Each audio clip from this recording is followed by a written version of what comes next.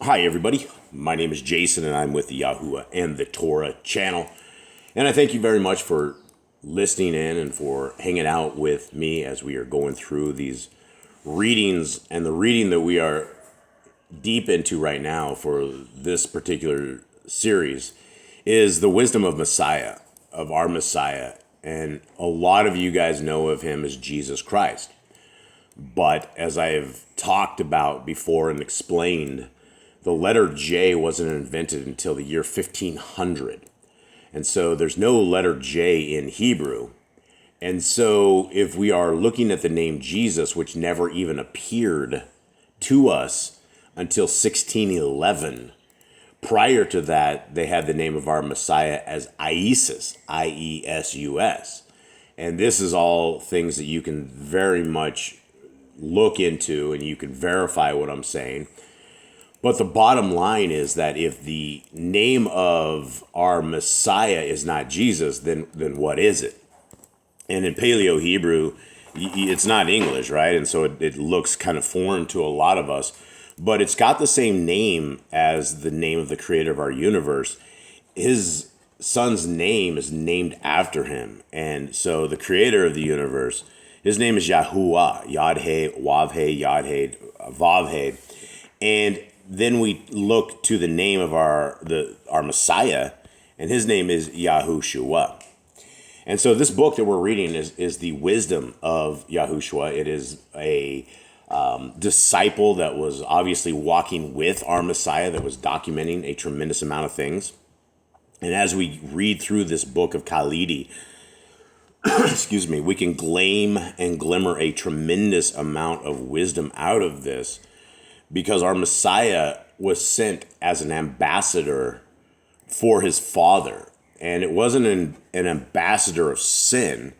Our Messiah did not come so that the laws of our Creator were done away with or were nailed to a cross or a stake, or that we don't have to follow them anymore, because that's not what Scripture says. That is what the 41,000 different denominations of religion across this world say. And people have hooked their horse and their buggies to this doctrine. And when you read scriptures, this doctrine does not exist. From page 1 to the end of the book of Revelation, the entire concept that we have been told for all generations is that we need to be what they call a covenanted people. And if you are an in-covenant people, that means that you are abiding by the laws, statutes, and commandments that have been found in Genesis, Exodus, Leviticus, Numbers, Deuteronomy. Now, we have, again, 41,000 religions, and the main focus of every religion on this is Messiah. Messiah, and they say Jesus, and everybody, they'll cast out demons in the name of Jesus. They'll do all these wonderful works in the name of Jesus. They do everything, right? When you look at that Christianity or any religion in of that self, it's a lawless religion. And because it is a lawless religion, because they have what they will say are the 10 moral laws, but even then the fourth law in the 10 moral laws is to obey the Sabbath day. And then everybody goes to a church, a man-made church, on a Sunday. And so these are the words of our Messiah as he is walking us through his life and his trials and tribulations. And this is what we're reading. Now, we're reading this out of Yah Scriptures. Yah Scriptures is probably the greatest English translation that you will ever find. You will not find a scriptures this size anywhere that has the large font. It has 103 books. It has all of the Tanakh. It has all of the Besorah. It has all the prophets. It has all the stuff you're used to. But it also has all of the Apocrypha, including Jasher and Enoch and Jubilees and the Testament of the 12, the Testament of Abraham. There's just a tremendous amount of understanding that you will get in this. And it's available at yahscriptures.com. And for every scriptures that is purchased, there is one full scriptures that we are able to get into our brothers and sisters in chains.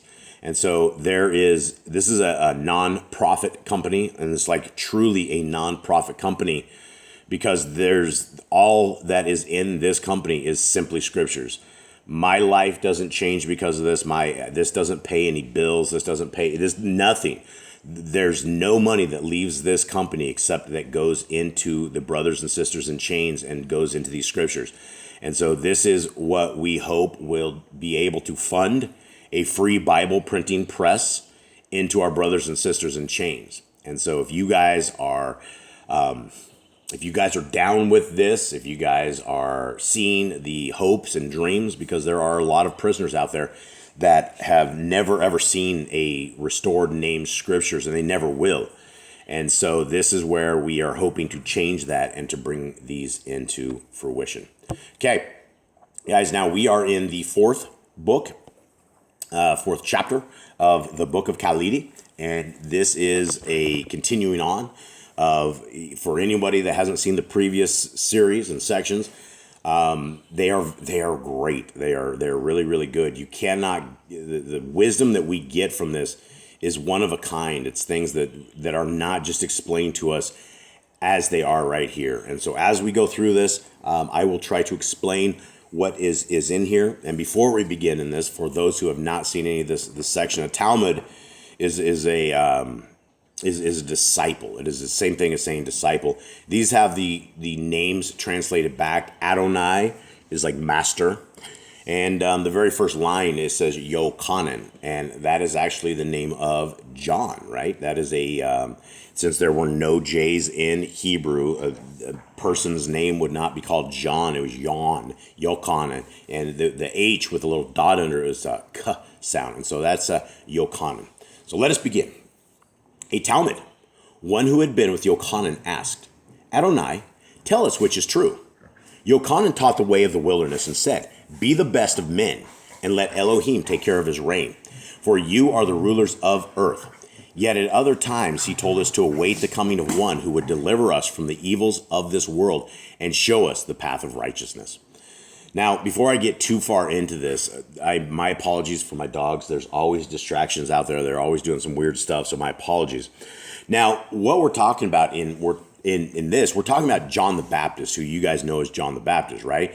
And there was an individual who used to be a follower, who was a follower of John the Baptist, and he's asking Messiah because it seems to him that what Messiah says is a little different than what John said. And so what John said is that be the best of men and let Elohim take care of his reign, for you are the rulers of the earth.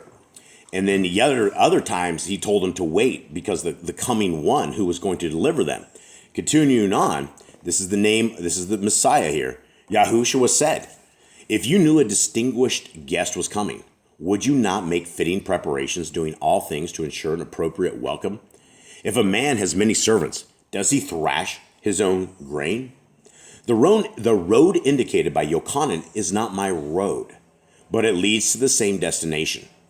I bring you the way of the stake, which is the stake of Kai. And that's basically, Kai is life. That's Hebrew for life. And so Messiah is talking about a different path that leads to this exact same destination. He's continuing on. He says, follow what I teach, and you will be with me at the end. Choose your path, for no man can plow two furrows, neither can the hands of two men hold the reins. Now, this is something that, Messiah has told us this over and over and over before, that we can't have two masters. We will not serve one right. And we as a covenant people, and a covenant people is just like a lease agreement that you get for your house or for your apartment or something of the sort, where you go in and you rent from somebody who owns the house, and they have a couple of pages of what they expect. They give you the property name, they give you the where it's at, and they say that they will either take care of trash or not, or take care of water or not, take care of power or not, and you have to take care of the rest. If you agree to this and you agree to paying them their monthly, then you sign that lease agreement, right? That puts you into a covenant with the landlord. And if you are in covenant and you pay your rent and you pay your bills and you don't do the things that would get you kicked out of this covenant, that is what you are. And this is the exact same analogy for the covenant of our Creator. Our Creator has come down and he has said, listen, if you guys want to be my children, if you want to follow me to the kingdom's end, here are the rules and regulations. I want you to obey my laws, statutes, and commands that are found in Genesis, Exodus, Leviticus, Numbers, Deuteronomy. And I want you to keep that. And you will be my people, and I will be your Elohim. That's what we have failed all of our lives. This is what our forefathers and foremothers, they all failed as they were walking through the Old Testament, as they were walking through the prophets. They all ended up not obeying.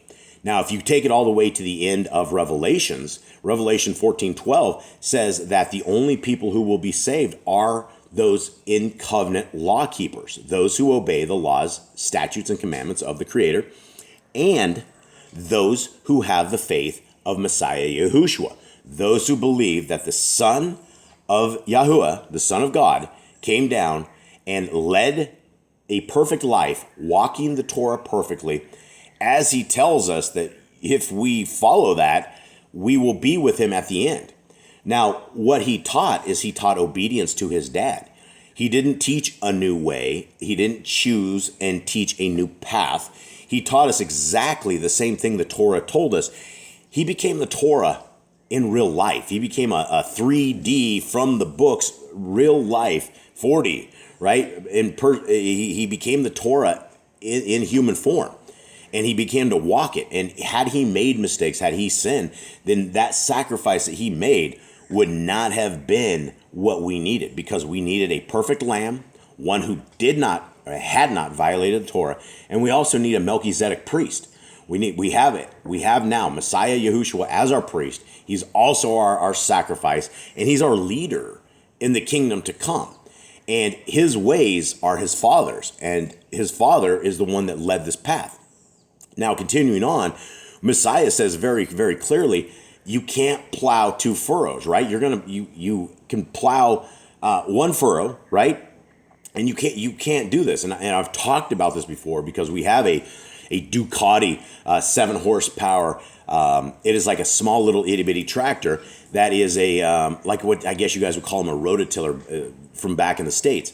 But we have one of those, and you can't go more than one row. You can't do anything out of this, and you have to hold on very tightly, because if you let go, the rototiller is going to continue on. It's going to rip through whatever it is, and it won't stop until it physically stops.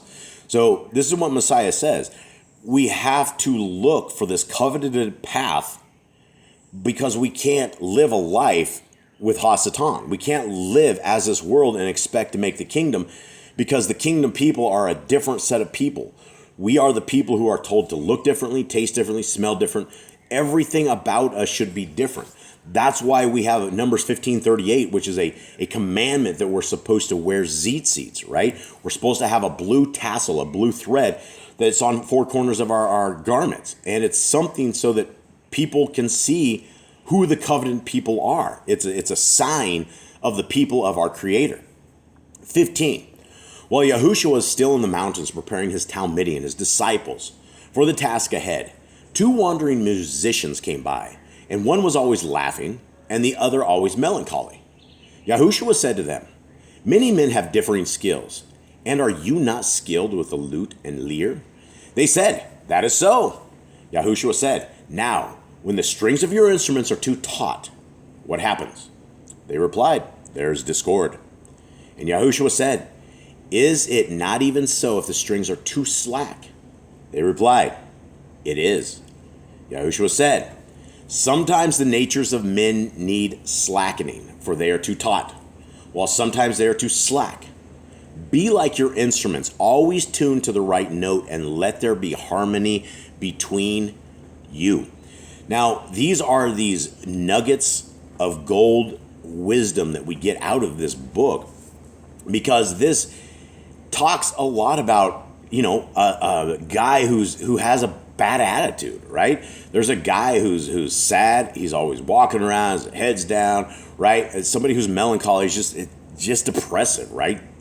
Messiah says that doesn't need to be so.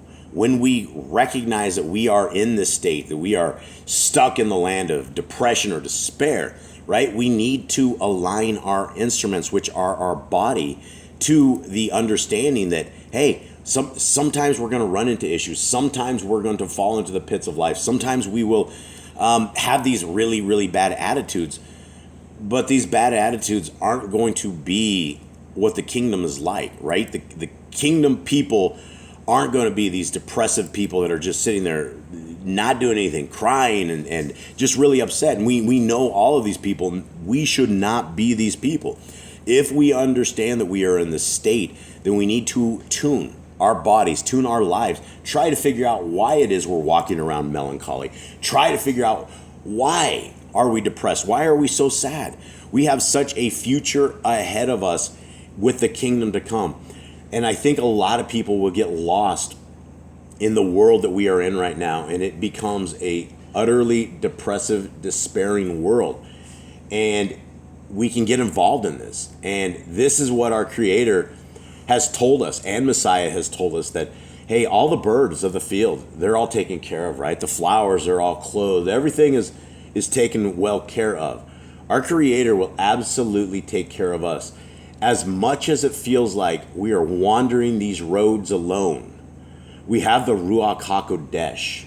We have the messengers of our Creator that I truly believe, without a shadow of a doubt, surround us at all times. So they surround His people, and they will protect. I've seen supernatural protection across my family, across things that could not have physically happened, that physically happened because it's a supernatural event that happens all around us because our Creator is watching out for us. And when we have a big brother, a father, when we have the big burly guy right behind us that's there just for our protection, those are reasons to be happy. These are reasons to rejoice that we are not just stuck here alone. And a lot of times, if we can't find the Torah, if we can't find the way to the future, then the rest of the world looks way too dark. And earlier, in one of our readings of this, Messiah very clearly talks about the Torah, the first 5 books of Scriptures, right? Being the light of our lives and being what we need everything to focus on. And sometimes we get lost in ourselves, and we forget to read our Scriptures. We forget to involve ourselves in our Creator. And our Creator's waiting for us. He hasn't disappeared. It is up to us with prayer and supplication and talking to our Creator to make things move, to find these feelings of despair and depression that our Creator will lift from us, and that we are able to carry on. Because that's what this is. All this world is a test for us. It's a soul test. Are we willing to protect our soul enough that we are in obedience to our Creator, or are we not? And so let's continue on with what Messiah says. 17. One of the Talmudians said to Yahushua, Adonai, you tell us many things, and I cannot retain all your words. Surely some are better than others. Which should I store in my heart? Yahushua said, a sovereign had 2 castles, one at each end of a wall guarding his reign, and he gave each of his 2 sons, command over a castle. When word came that an enemy approached, he ordered his sons to collect all kinds of provender and store it. One son collected everything he could, but the other took only what he considered the best, leaving everything else. The enemy came, and both castles were besieged. The castle of one son fell when its supplies were exhausted, but the other held out by utilizing what the other had rejected. So it is with my words, even those which may seem of least value may one day prove their worth. So this is a hefty verse, right? This is a very hefty verse. And it is talking about some things that are, this is one of these things with this app. It's a little too sensitive, so it flips us back and forth on this. So we have a king, right? And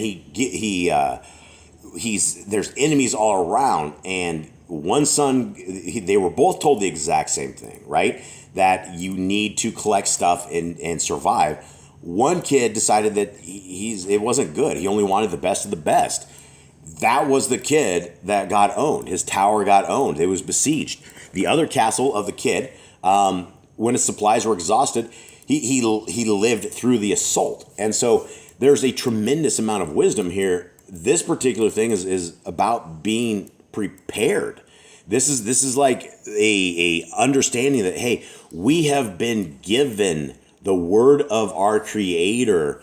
And if we do not take the word of our Creator and use it as an assault and a defense mechanism, then we're leaving ourselves completely unutilized. We're going to be attacked. We are going to be taken by those who are superior in their attacks on us. And when we have been given the word of our Creator, which all of us have been given, there's no reason that we shouldn't be reading this. And this is why we encourage everybody every day, not just to watch this stuff on YouTube, but to spend time with our Creator. Read the word. Read something that spiritually enhances you every single day. Don't take it from just people on YouTube that you listen to. This is a command that we have in Scriptures that says protect our souls.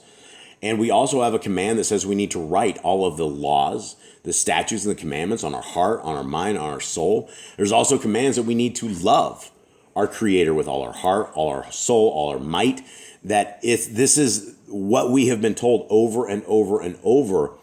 And it's up to us if we don't take it. And if our walls are besieged and the enemy takes us and takes our temple because we have not prepared spiritually where we have been told to prepare. This is an important note. 19. The disciples, the Talmud then said, tell us where we may find Yahuwah and truth. Yahushua said, you have the Kodesh books and my words.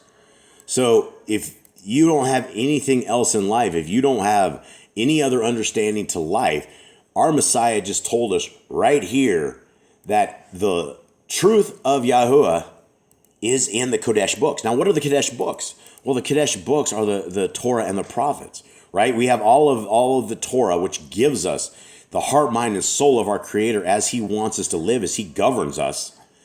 And then if we take that and we write that on our heart, mind, and soul, that's the truth of Yahuwah. We won't know the truth of our Creator. We don't know what His heart, mind, and soul is. In these 41,000 different religions that we have, none of us know the heart, mind, and soul of our Creator. We're doing things that are against the Scriptures. Number one, worshiping on the wrong day.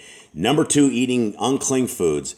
Number three, being completely lawless, right? There's just so many problems with religion that all we've been given is this is your religion. You are a Mormon, Lutheran, Seventh-day Adventist, or whatever it is. This is what you believe right here. But they're different than what Scripture says. And so we always tell people that you got to be careful with religion. Religion is not something that you are going to be able to find the truth in. You can find the truth in the Scriptures. And the Scriptures are never going to lie to you. They're never going to deceive you. But you have to read them to get the gold out of them. And so I think that is an excellent place that we can stop. I thank you guys very much for listening in. Thank you for reading this as we go through these. These are some enormous chapters, and so I want to not add too much into these as we do this. And so until next time, I hope you guys have a wonderful day. Much love to you. I'm out.